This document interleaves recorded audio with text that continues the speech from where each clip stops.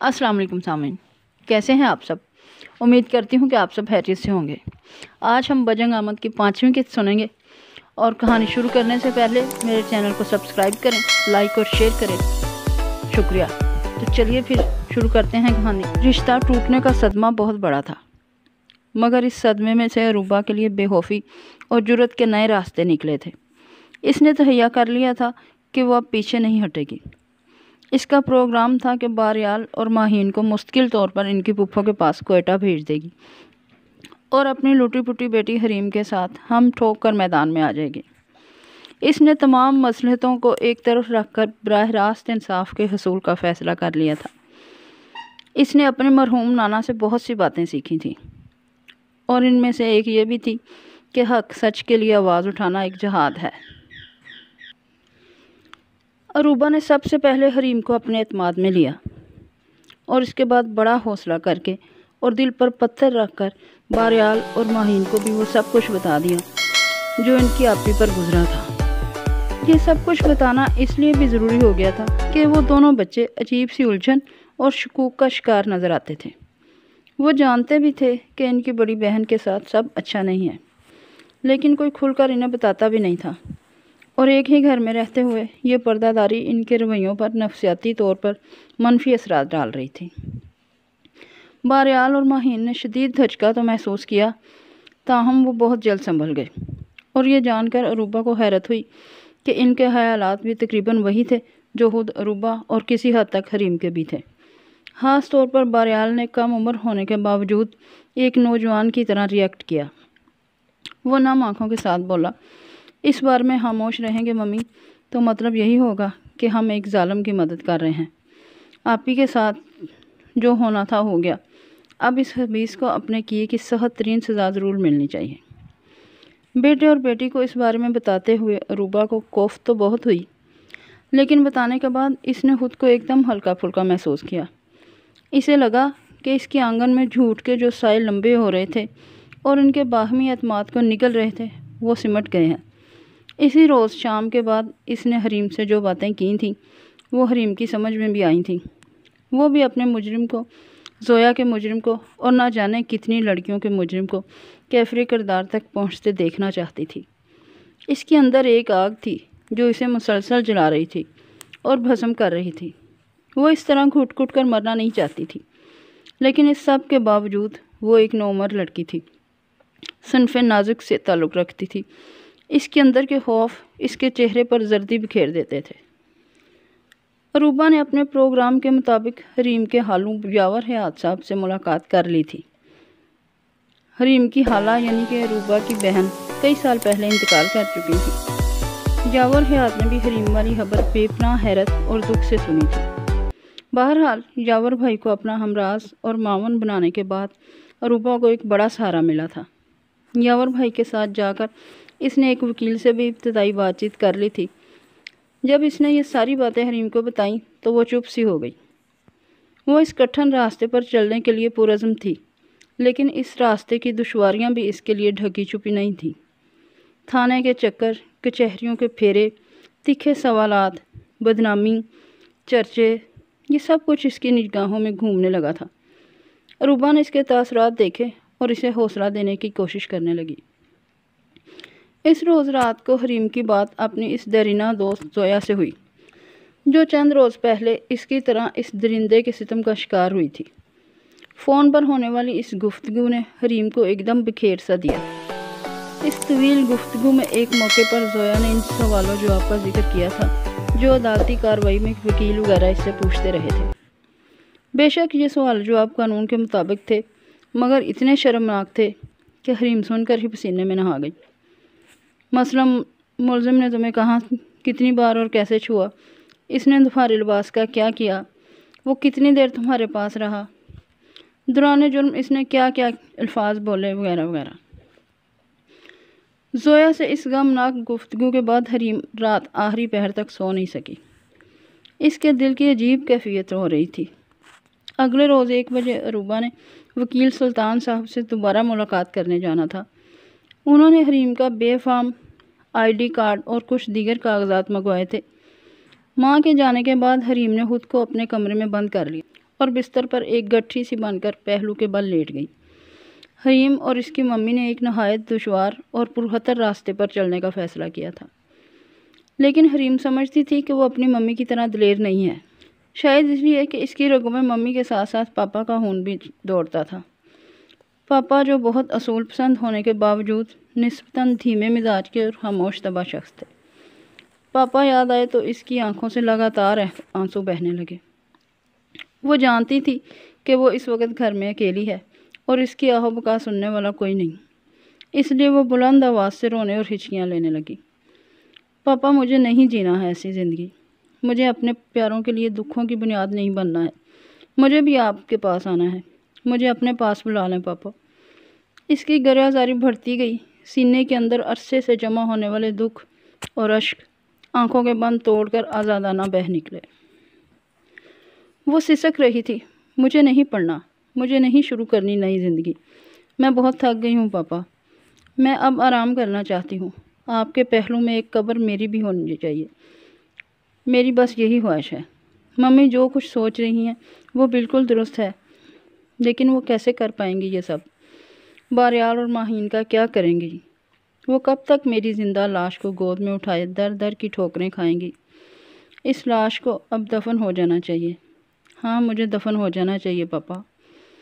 برداشت کا بند ٹوٹا تو غم کا سیلاب اتنی تیزی سے پھیلا تھا کہ حریم کی ذات اس میں ایک تنکے کی طرح بہہ گئی تھی۔ وہ جیسے اپنے حواس میں ہی نہیں رہی تھی، اس کا ذہن اس کے جسم کا ساتھ چھوڑ رہا تھا۔ اگر ایسا نہ ہوتا تو وہ کیوں روتی ہوئی بستر سے اٹھتی اور اس الماری کی طرف جاتی جہاں اس کے پیارے پاپا کی ذاتی اشیاء یادگار کے طور پر رکھی ہوئی تھیں۔ ان کی کچھ کتابیں، کپڑوں کے ایک دو جوڑے، ان کی ریسٹ واچ، ان کا پرس جس میں حریم، باریال اور ماہین کی تصویریں تھیں، اور ایسی کئی چیزیں۔ اسی الماری کی ایک دراز میں ابھی تک کچھ ایسی دعائیں بھی پڑی تھیں جو اس کے پاپا کے زیر استعمال رہی تھیں۔ ان میں ایک ٹرنکولائزر بھی تھی، یہ خاصی تیز دوا تھی۔ ایک ہیجانی کیفیت کے زیر اثر حریم نے دوا کی بوتل کھولی اور اکٹھی 8-10 گولیاں پھانک کر پانی کے چند گھونٹ پی لیے۔ وہ ایک ایسی خود فراموشی چاہ رہی تھی جس کا اختتام ابدی نیند پر ہو۔ یہ کام کر گزرنے کے 20-30 سیکنڈ بعد اس کے دل و دماغ کو ایک شدید دھچکا محسوس ہوا۔ اسے احساس ہوا کہ وہ کچھ دیر کے لیے ایک نہایت خطرناک بہاؤ میں بہہ گئی تھی، اور اسی بہاؤ میں وہ ایک ایسا کام کر گزری ہے جو اسے ہرگز نہیں کرنا چاہیے تھا۔ اس نے مدہوشی کی کیفیت میں خود سے سوال کیا، حریم، تم اتنے بڑے گناہ کی مرتکب کیسے ہو سکتی ہو؟ تم خود سے ہونے والی زیادتی کا بدلہ اپنے آپ سے لے رہی ہو، حرام موت کو گلے لگا رہی ہو۔ دنیا میں تو رسوائی ہونی ہی ہے، تم تو اپنے رب کی بارگاہ میں بھی ذلیل و رسوا ہو گئی ہو۔ پتہ نہیں کہ کچھ دیر کے لیے یہ کیسا پردہ پڑ گیا تھا اس کی آنکھوں پر۔ اب اس کے حواس ایک جان لیوا تیرگی میں ڈوبتے جا رہے تھے۔ اپنے پاپا کے پاس جانے کا یہ کون سا طریقہ سوچا تھا تمہیں؟ اس نے اپنے آپ سے سوال کیا اور کراہ اٹھی۔ ان لمحوں میں اپنے پیاروں کے چہرے اس کی نگاہوں میں گھومے اور ان میں سب سے نمایاں چہرہ اس کی ممی کا تھا۔ اس نے بزبان خاموشی خود سے کہا، اپنی تنہا دکھیاری ماں کے ساتھ یہ کیسا ظلم کیا ہے تم نے؟ وہ کیسے جھیل پائیں گے یہ سب کچھ؟ ان کی تو کمر ٹوٹ کر رہ جائے گی۔ وہ زور سے چلائی، پھر ڈگمگاتے قدموں کے ساتھ اپنے کمرے کا رخ کیا۔ اس کو اپنا جسم بے جان محسوس ہونے لگا تھا۔ وہ مرنے سے پہلے اپنی دکھیاری ماں سے معافی مانگنا چاہتی تھی۔ وہ آوازیں بلند اپنے رب سے بھی معافی مانگ رہی تھی۔ اسے یقین تھا کہ وہ مر رہی ہے۔ آنکھوں کے آگے اندھیرا چھا رہا تھا، پھر بھی وہ اپنے سیل فون تک پہنچنے اور اپنی ممی کا نمبر پریس کرنے میں کامیاب ہو گئی۔ وکیل صاحب سے ملنے کے بعد جب عروبہ نے اپنی مہران کار پر گھر کا رخ کیا تو اسے شدید ٹریفک جام کا سامنا کرنا پڑا۔ جلد ہی سے معلوم ہو گیا کہ ایک معروف سیاسی شخصیت کا مرڈر ہو گیا ہے اور اس وجہ سے شہر بھر میں ہنگامہ آرائی ہو رہی ہے۔ اب بھی مشتعل لوگوں کا ایک ہجوم جلوس کی صورت میں گزر رہا تھا اور لاتعداد گاڑیاں اپنی جگہ جام ہو کر رہ گئی تھیں۔ موسم اب تبدیل ہو رہا تھا اور گاڑی کے اندر سورج کی تپش خاصی تیز محسوس ہوتی تھی۔ عروبہ نے گاڑی کا پنکھا آن کر دیا۔ اسی دوران میں اس کے سیل فون کی بیل ہوئی۔ اسکرین پر حریم کا نام تھا۔ اس نے فوراً کال ریسیو کی دوسری طرف سے بس تیز سانسوں کی آواز آئی تھی۔ ہیلو بیٹا، بات کرو، چپ کیوں ہو؟ عروبہ نے پریشان ہو کر قدرے بلند آواز میں کہا۔ ممی آپ اس کی لڑکھڑاتی ہوئی سی آواز میں گلے میں گھٹ گئی۔ حریم، عروبہ نے چیختے ہوئے کہا۔ عروبہ نے مزید 2-3 دفعہ اس کا نام پکارا، پر اب دوسری طرف سناٹا تھا۔ اس نے اپنا سر تھام لیا۔ اس کی سمجھ میں نہیں آ رہا تھا کہ یہ کیا ہوا ہے اور وہ کیا کرے۔ اس نے کال منقطع کر کے اپنی لینڈ لیڈی کا فون ملایا، مگر وہ بند جا رہا تھا۔ اس نے دونوں ہاتھ سٹیئرنگ سے اٹھائے اور پھر اپنا سر تھام لیا۔ نہایت گھبراہٹ میں اس نے حریم کا نمبر دوبارہ پریس کیا۔ اب بیل تو جا رہی تھی لیکن کال ریسیو نہیں ہو رہی تھی۔ عروبہ کا سارا خون جیسے اس کے چہرے پر آ گیا۔ یا اللہ، میری بچی کی حفاظت فرما۔ اس نے اپنے ہاتھ جوڑ کر آسمان کی طرف اٹھائے۔ ایک لمحے کے لیے اس کے دل میں آیا کہ وہ اس جام ٹریفک میں گاڑی سے باہر نکل آئے اور پیدل چل کر کسی سواری تک پہنچنے کی کوشش کرے، لیکن یہ بھی ممکن نہیں تھا۔ پھر اس کے ذہن میں ایک خیال بجلی کی سی تیزی کے ساتھ آیا۔ اس نے فون بک آن کر کے عمر کا نمبر تلاش کیا، جو کچھ دن پہلے ہی سمینا باجی نے اسے لکھوایا تھا۔ نمبر موجود تھا۔ اس نے فوراً کال کی، جو دوسری یا تیسری بیل پر عمر نے ریسیو کر لی۔ عمر آج کل بہت ڈسٹرب تھا۔ حریم کا اجڑا ہوا چہرہ اس کی نگاہوں میں گھومتا رہتا تھا، اور اس کے ساتھ ساتھ عدیل عرف عادی کا چہرہ بھی۔ وہ ایک ہی محلے میں رہتے تھے۔ وہ عادی کو ایک اوباش اور بد چلن محلے دار کی حیثیت سے بخوبی جانتا تھا، لیکن اس نے کبھی سوچا نہیں تھا کہ یہ اوباش ایک دن اس ہستی کے ہی در پہ ہو جائے گا، جو ایک مدت سے اس کے دل کے نہاہانوں میں ایک خوشبو اور ایک پاکیزہ روشنی کی طرح موجود تھی۔ کسی وقت تو اس کا دل چاہتا تھا کہ کہیں آتے جاتے عدیل عرف عادی سے اس کا سامنا ہو جائے، وہ سب اندیشے بالائے طاق رکھ کر اس پر پل پڑے، اسے کسی گیند کی طرح کھینچ کر دیواروں سے مارے، خود مر جائے یا اسے مار ڈالے، لیکن وہ لٹیرا ارد گرد کہیں نہیں تھا۔ عمر کو پتہ چل گیا تھا کہ زویا والے کیس کے بعد سے وہ غائب ہے اور مبینہ طور پر اسے ڈھونڈا جا رہا ہے۔ محسوس یہی ہوتا تھا کہ یہ عدیل عرف عادی واقعی ایک عادی مجرم ہے۔ یقیناً اس کا شکار صرف حریم اور زویا ہی نہیں تھی۔ اس شیطان صفت کی زندگی کے کچھ اور ناپاک گوشے بھی ضرور موجود رہے ہوں گے۔ عمر نے ایک کام یہ کیا تھا کہ اپنے ابو کے ایک صحافی معاون سے ملا۔ اس کا نام محسن تھا اور اس نے کرائم رپورٹنگ میں کافی نام کمایا تھا۔ عمر نے اپنے ہم عمر محسن رشید سے مشاورت کی اور اس کے ذمہ یہ کام لگایا کہ وہ ایڈوکیٹ ریاض کے اس بدمعاش بیٹے کے روز و شب کا کھوج لگائے اور پتہ چلائے کہ ماضی قریب میں اس کی سرگرمیاں کیا رہی ہیں۔ اب بھی وہ فون پر محسن رشید سے ہی بات کر رہا تھا۔ دونوں اس کام کے لائحہ عمل بنا رہے تھے۔ جو ہی یہ گفتگو ختم ہوئی، عمر کے فون پر پھر کال کے سگنل آنے لگے۔ اس مرتبہ کال عروبہ آنٹی کی طرف سے تھی۔ اس کا دھیان سیدھا حریم کی طرف گیا اور دل دھک سے رہ گیا۔ السلام علیکم آنٹی، عمر نے فون کان سے لگاتے ہوئے کہا۔ عمر، عروبہ کی گھبرائی ہوئی لرزاں آواز ٹریفک کے شور میں سے ابھری۔ جی آنٹی، میں بول رہا ہوں، خیریت ہے نا؟ پتہ نہیں بیٹا، میں یہاں ٹریفک میں پھنسی ہوئی ہوں۔ باریال اور ماہین بھی گھر میں نہیں ہیں۔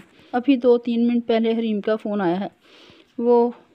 وہ دہشت سے عروبہ کی آواز ٹوٹنے لگی۔ عمر کی ریڑھ کی ہڈی میں ایک سرد لہر سی دوڑ گئی۔ وہ بجلی کی سی تیزی کے ساتھ اپنی کرسی سے اٹھا اور آفس سے نکل کر اپنی گاڑی کی طرف بڑھتے ہوئے بولا، آپ پوری بات بتائیں آنٹی، کیا ہوا حریم کو؟ بیٹا، وہ فون پر کچھ کہنا چاہ رہی تھی مگر بول نہیں پا رہی تھی۔ وہ بہت زیادہ ڈری ہوئی بھی تھی شاید۔ اب میں اسے فون کر رہی ہوں تو ریسیو نہیں کر رہی، یہ کہہ کر عروبہ نے سسکیوں سے رونا شروع کر دیا۔ آنٹی، آپ پریشان نہ ہوں، کچھ نہیں ہوگا اسے۔ میں آپ کے گھر جا رہا ہوں، ابھی کال کرتا ہوں آپ کو۔ اس کے ہسپتال سے حریم کے گھر کا فاصلہ 10 منٹ سے زیادہ کا نہیں تھا۔ اس نے گاڑی پارکنگ لاٹ سے نکالی اور طوفانی رفتار سے حریم کے گھر کا رخ کیا۔ گھر پر پہنچ کر اس نے ڈور بیل بجائی اور گیٹ کھٹکھٹایا، پھر پنجوں کے بال اچھل کر گیراج میں جھانکا۔ باریال کی موٹر بائک بھی نظر نہیں آ رہی تھی۔ اس کا مطلب تھا کہ حریم ابھی تک گھر میں اکیلی ہے۔ مزید تاخیر کا فائدہ نہیں تھا۔ اس نے اپنی گاڑی دوبارہ سٹارٹ کر کے باؤنڈری وال کے بالکل ساتھ کھڑی کی، ادھر ادھر دیکھا اور پھر بونٹ پر پاؤں رکھ کر بڑی تیزی سے باؤنڈری وال پار کر گیا۔ وہ سیڑھیاں پھلانگتا ہوا بالائی پورشن کی طرف دوڑا۔ حریم کہاں ہو؟ اس نے 2-3 بار اسے بلند آواز سے پکارا۔ تب وہ بلا توقف حریم کے کمرے میں داخل ہو گیا۔ اندر کا منظر دلہراش تھا۔ حریم کروٹ کے بل قالین پر پڑی تھی اور بالکل ساکت تھی۔ اس کے قریب ہی ایک گلدان ٹوٹا پڑا تھا۔ اس سے پتہ چلتا تھا کہ وہ بے ہوش ہو کر گری ہے۔